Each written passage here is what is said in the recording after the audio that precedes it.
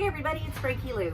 I'm coming to you today from the fabulous Passive Solar Roller here in Cochrane. I'm here today to discuss one of my favorite subjects that I'm extremely passionate about, which is growing your own food. And why would anybody want to do this? Through my various social media over the past several years, and also through my current recent work with Cultivate Cochrane, I have done my best relentlessly to try to inspire folks to be more involved in growing their food and also to educate and encourage. Why? I get asked that all the time. Well, prices are increasing. It is easier to pick up cheap, readily available food more easily than almost any other time in history, apart from pricing. So why would anybody want to go to all the trouble of creating their own food? And I'm going to answer some of those questions today because I feel very strongly that there are so many reasons why you would want to do that. Number one is health. Not just the health of the individuals who are consuming the food, but also the health of this planet. And let me explain. First off, we have nutrition. When it comes to nutrition, we all know that we're supposed to be eating more fruits and vegetables. That's something that's been drummed into us from day one. But a tomato that you purchase from the grocery store or a head of lettuce that you purchase from the grocery store just simply does not contain the same amount of nutrition as something that you've grown in your own backyard or from something you forage from the wild.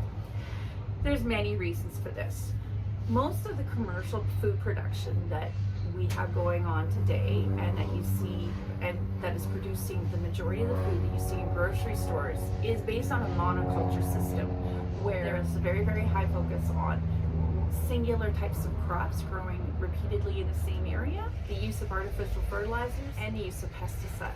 I have lots and lots of videos available that you can see on why crop rotation and compost is a good idea.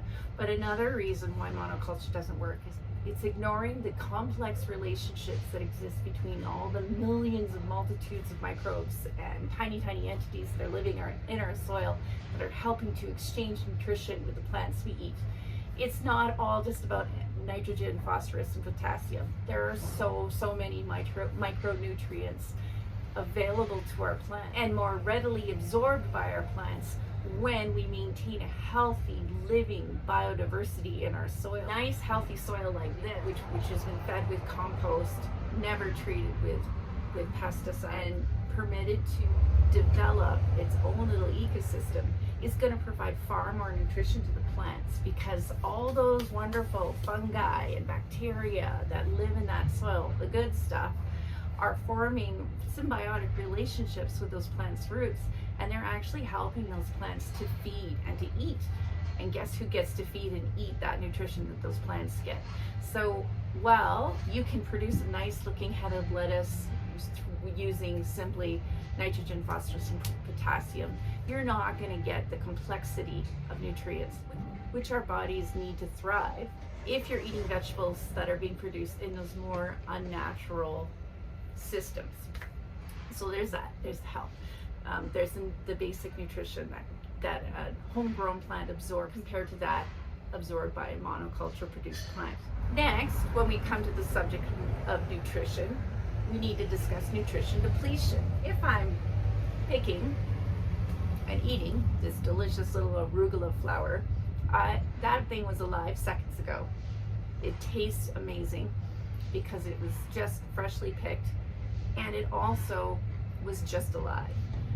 Nutrition depletion occurs when something's died. So when you harvest a whole head of lettuce and you put it on a truck and you put it on a grocery shelf and it sits there for weeks, and then it's weeks before it gets into your salad bowl, a whole lot of nutrition depletion has occurred in that time.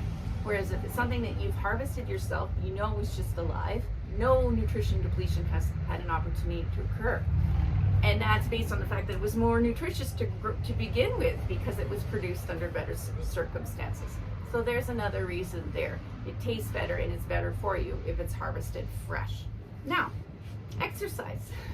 That is a really good reason to garden. Gardening is a very, very wonderful, low-packed, full-body workout. When you take the time to garden, and I do try to do a little bit of gardening every day during this season, your body responds very well to this low impact, full body continual movement. Like when I'm working in a greenhouse, I liken it to doing hot yoga with a trowel, basically.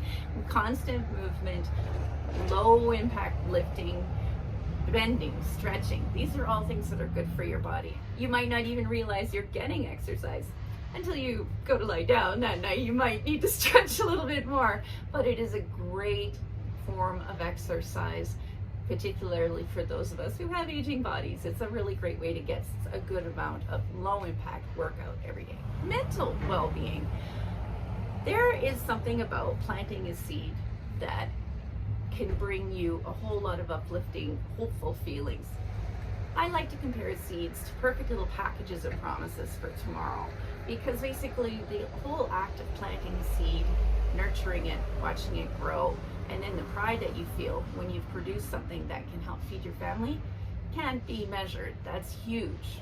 And so there's a great deal of emotional well-being just in the act of gardening alone. On top of that, there are all those wonderful microbes that are in the soil. Some of them actually have been shown in studies help our bodies to be more involved in serotonin absorption, which are that's that happy hormone that helps us out. Even as and there's one study in particular that shows that working daily in the garden with healthy living soil helps your body absorb just as much serotonin as some antidepressants do. So that's also another reason to consider gardening if you're looking for ways of increasing your mental well-being. And lastly, one thing I definitely need to touch on is the health of our planet. From an environmental perspective, growing some of your own food can have a huge impact on your carbon imprint with this planet. When you're growing something in your backyard and you're going out and you're picking something fresh and you're not having it shipped from Mexico or from another place in the world where things are being shipped from, the reduction of the use of the fossil fuels goes down dramatically, obviously. There's less packaging. You don't have to have plastic bags being used. You don't have to have refrigerator units in grocery stores, and you don't have a ton of waste that often also happens in the grocery stores, because when you do have something delicious and fresh from your own backyard, you're actually more likely to eat more of that than something that you picked up cheap at the grocery store. Food becomes more precious. It's something that we're going to be more aligned to, more likely to use. So there's also less waste. And then on a very basic level as well, if we're talking about carbon, plants themselves are one of the most efficient mechanisms for removing carbon from the atmosphere. If we're worried about that, they require carbon dioxide in order to do photosynthesis. So they're constantly removing that from the atmosphere, and so the more plants you plant, you're having a better impact on your carbon imprint there as well. Also, by maintaining your own garden and growing things that you're not just seeing in the grocery store and trying different varieties and seed saving, you are actually helping to maintain the genetic biodiversity of this planet and the plants that are on it.